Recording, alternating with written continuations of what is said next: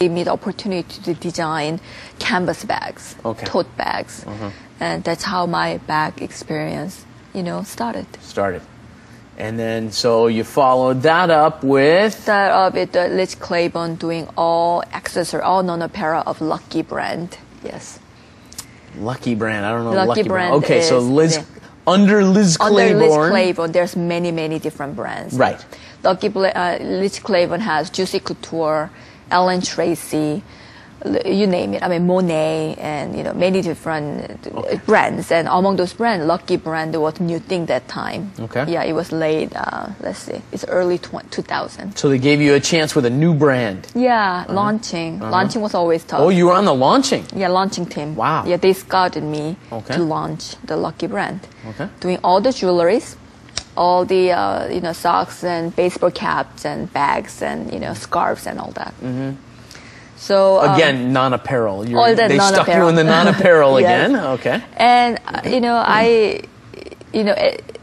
I almost went through that. Oh my gosh, my talent is not in fashion design clothing. It's really in non-apparel. So my love in non-apparel grew so much in Gap.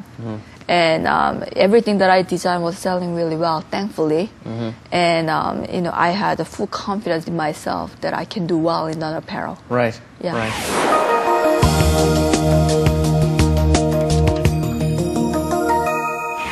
And now that we're talking about this, I believe you have brought along your treasure. And here we have your treasure. What is this golden bag here? This bag is more than, let's say, 6 years old. Okay. It's the very first Ekaterina New York bag. Ekaterina New York is my brand. And even before I launched my brand, this is my very first bag. Really? That I carried around all over the world to promote my brand. Your brand? Yeah, and it's very worn down. And colors This is the first one you designed? Yeah, first one that I designed. And also first one that I made. Okay. And this bag is called Lara. It's Lara Gold. Okay. And this became the big hit of Ekaterina New York launch. So, really? So this is my most, even though this is very worn out, I went to many different countries with this.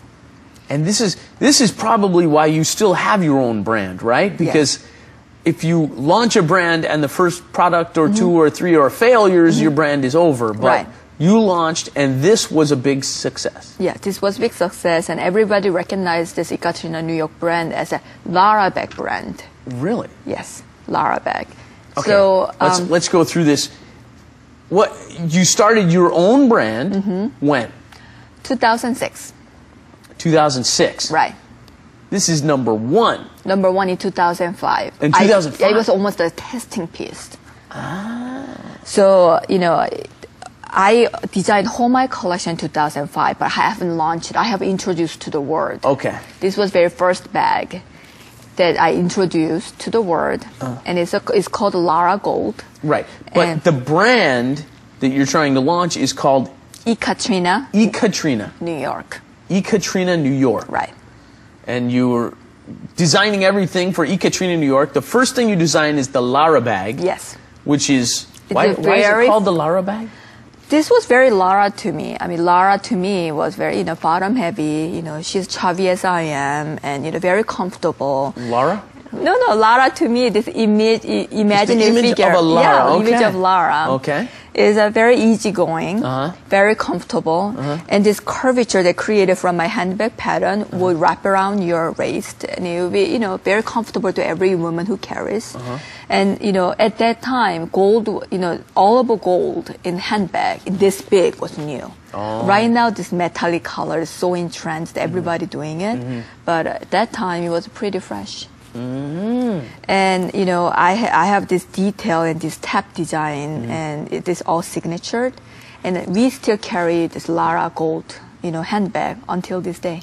Really? Yeah. To this day, you still carry the exact same bag? Exact same bag, but color is much beautiful than this. This is the original one. This is original. It really does still look like it's in good shape for a 6-year-old bag that you carried everywhere. Everywhere.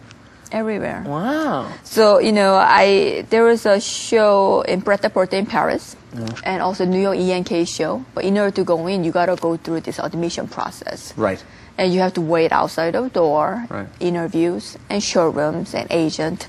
This bag was always on my lap, waiting for like 3 or 4 hours.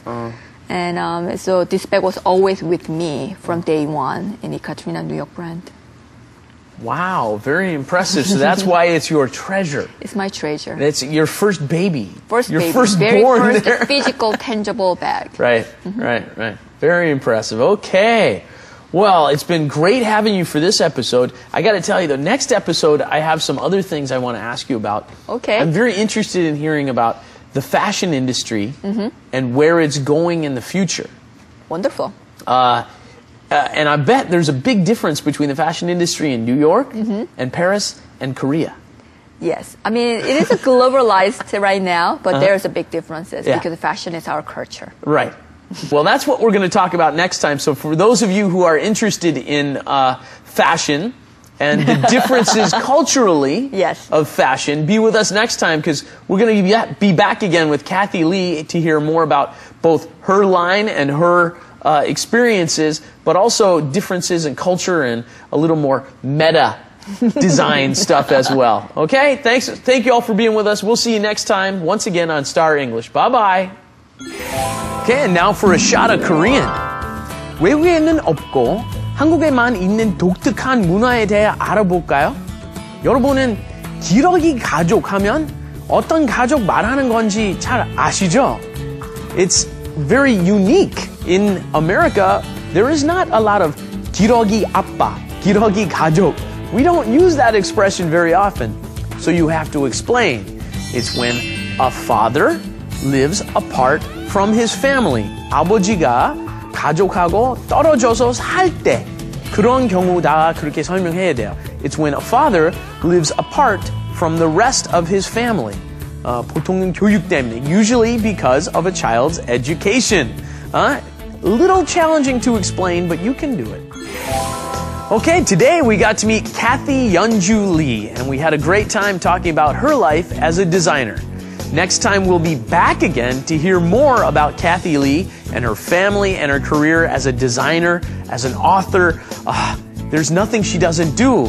So she's a very busy woman, but she still spent more time with us. So we look forward to seeing you next time on Star English. Bye-bye, everybody.